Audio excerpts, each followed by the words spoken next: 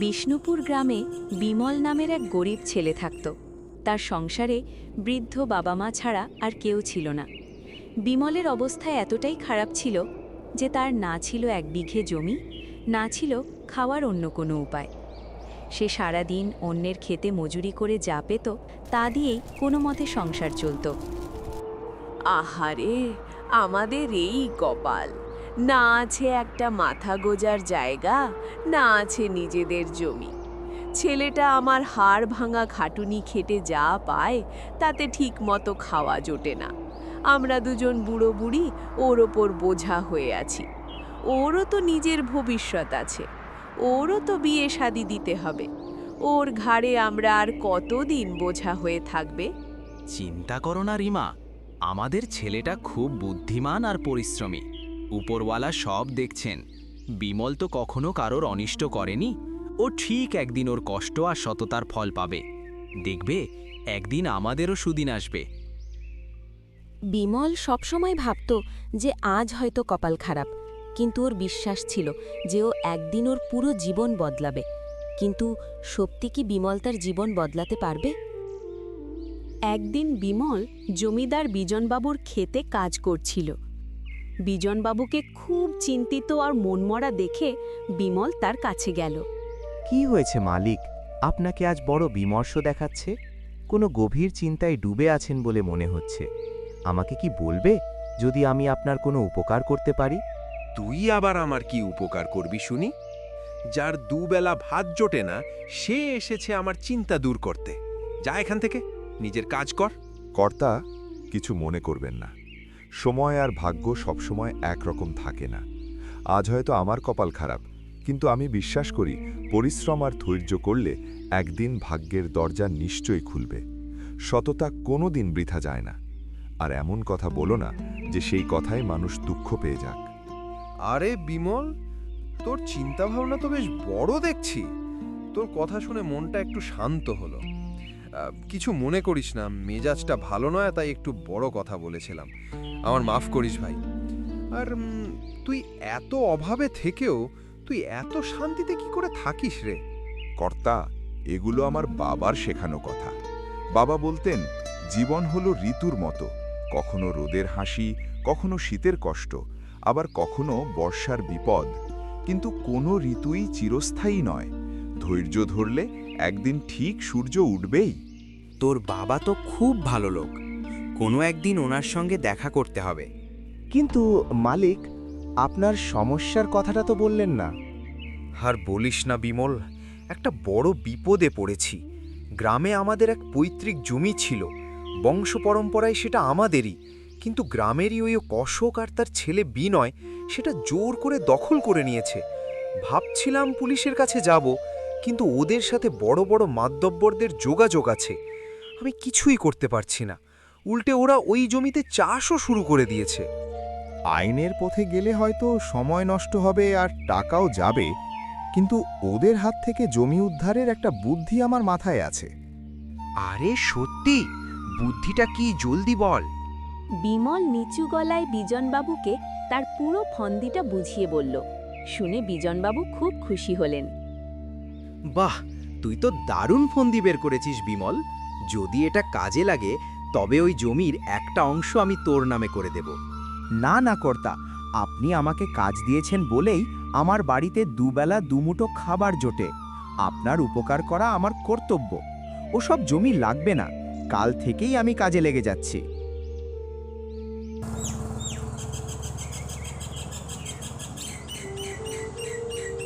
পরের দিন বিমল সেই দখল করা জমিতে গিয়ে অশোক আর বিনয়ের সামনে দাঁড়ালো। সালাম জানাই মালিক, আমি যাচ্ছিলাম এই পাশ দিয়ে। লোকে বলল আপনাদের নাকি কাজের লোক লাগবে, যদি একটা কাজ দিতেন।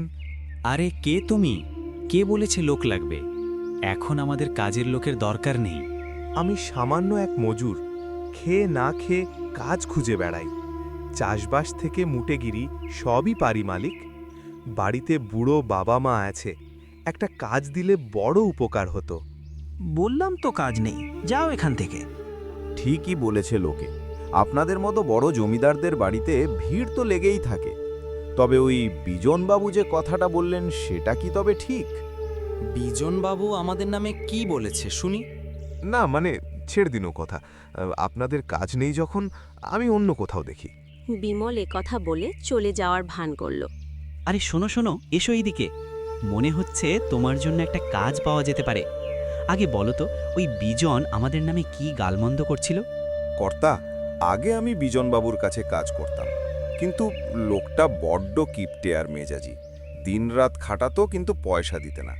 কাল ওনার সাথে আমার ঝগড়া হলো। উনি বললেন উনি নাকি সারা গ্রামে সবথেকে বেশি মজুরি দেন। আমি তখন রাগের মাথায় বললাম, সবথেকে বেশি মজুরি তো অশোকবাবু আর বিনয়বাবু দেন, তাই তো ওনাদের কাছেই ভিড় থাকে। আর বলেছি যে তোমার মতো কিপ্টের কাছে কাজ করব না। একদম ঠিক বলেছ। আমরা কি আর ওর মতো নিচু মনের? আমরা খেটে খাওয়া মানুষকে সম্মান করতে জানি। ঠিক বলেছ বাবা। তা তুমি কাল থেকে আমাদের এখানেই কাজ করবে। আমাদের এই জমিতে একজন বিশ্বস্ত লোক দরকার ছিল।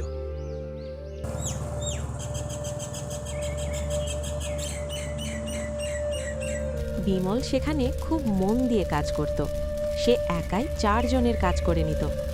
বিমল, অশোক আর বিনয় তো ওকে পেয়ে মহা খুশি। একদিন সন্ধেবেলা যখন মাঠ থেকে সবাই চলে গেছে, তখনও বিমল একা কাজ করছিল। ওরে বিমল, রাত হতে চলল, এবার বাড়ি যাও। এত কাজ কে করতে বলেছে? মালিক, আমাদের কি আর আরাম আছে? বাড়িতে বুড়ো মা বাবার ওষুধপথ্যের খরচ আছে। কাজ না করলে তো ওনারা না খেয়ে মরবে। আপনারা যান, আমি এটা শেষ করেই বাড়ি যাব। ছেলেটা যেমন কর্মঠ তেমনই লক্ষ্মী। ঠিক আছে বাবা, সাবধানে যেও। ওরা চলে যেতেই বিমল তার ফন্দি মতো কাজ শুরু করল।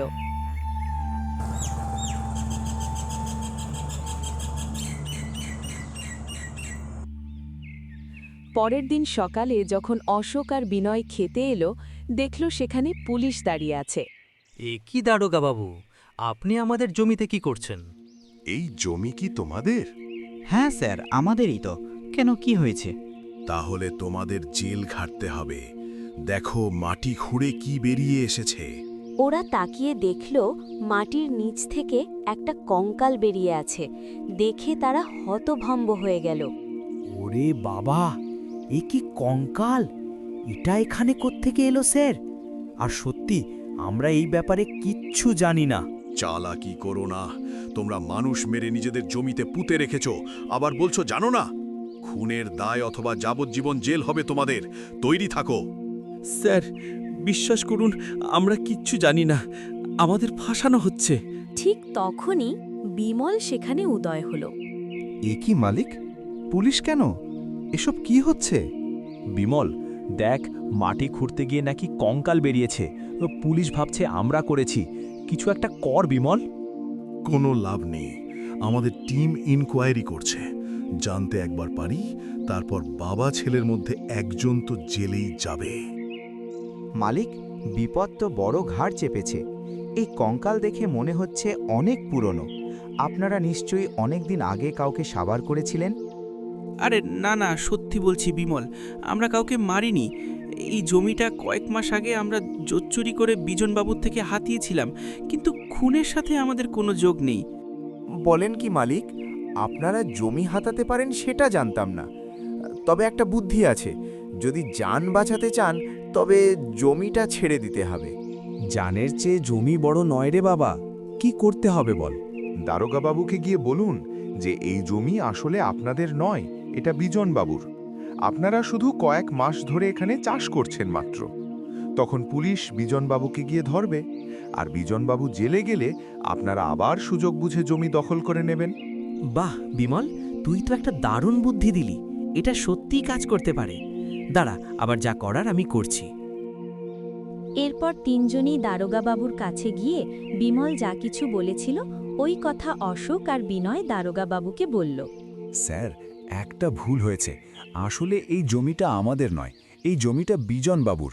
আমরা শুধু কয়েকদিন চাষবাস করছিলাম। আপনি ওকে গিয়ে ধরুন, এতে আমাদের কোনো দোষ নেই। আমাকে কি ভাবছো তুমি? আমি কি এমনি এমনি পুলিশের চাকরি পেয়ে গেছি নাকি? আচ্ছা বিমল, তুমি তো আগে বিজনের ওখানে কাজ করতে। বলো তো এটা কার জমি? হ্যাঁ স্যার, এটা বিজনবাবুরই জমি। এরা তো মাত্র কদিন হলো কাজ শুরু করেছেন। আচ্ছা বিমল, যাও গিয়ে বিজনকে ডেকে আনো তাড়াতাড়ি। বিমল তখনই বিজনবাবু আর গ্রাম প্রধানকে ডেকে নিয়ে এলো। কি ব্যাপার? কি হচ্ছেটা কি এখানে? আর এত গোলমাল কিসের? স্যার, এই জমিতে কঙ্কাল পাওয়া গেছে, আর অশোক বলছে জমিটা নাকি বিজন বাবুর। হ্যাঁ প্রধান মশাই, আমরা তো স্রেফ চাষ করছি, মালিক বিজন বাবু। আমরা শুধু জমি দখল করতে চেয়েছিলাম। এখন আমরা এই জমির ওপর সব দাবি ছেড়ে দিচ্ছি। আমাদের মাফ করে দিন স্যার। দারোগা বাবু, ওটা আসলে প্লাস্টিকের একটা নকল কঙ্কাল। কি নকল কঙ্কাল? হ্যাঁ, তোমরা সোজা পথে জমি ফেরত দিতে না, তাই বিমল এই পরিকল্পনা করেছিল যাতে তোমাদের মুখ দিয়ে সত্যিটা বের করা যায়। মালিক, আপনাদের পাপের থলি এই কঙ্কালের ভয়েই ফেটে গেছে। আপনাদের জালিয়াতি সবার সামনে চলে এলো। তখনই অশোক আর বিনয় সব বুঝে গেল যে এই ফাঁদটা বিমল আর বিজন মিলে করেছে। কিন্তু এখন আর ওদের কিছু করার ছিল না। প্রধান মশায়ের পায়ে ধরে তারা ক্ষমা চাইল। বিজনবাবু দয়া করে মামলা তুলে নিলেন, কিন্তু জমিটা নিজের দখলে নিলেন। বিমল, তুই আর যা করলি তা অতুলনীয়। তুই পরিশ্রমী তো ছিলি, আজ প্রমাণ করলি তুই কতটা বুদ্ধিমান। আমি আজ খুব খুশি তুই আমার মন জিতে নিলি। আর আমি কথা দিয়েছিলাম এই জমির একটা অংশ তোকে দেব, তো আমি আমার কথা রেখে তোকে আজ এই জমিটা দিলাম। তুই আজ থেকে এই জমির মালিক।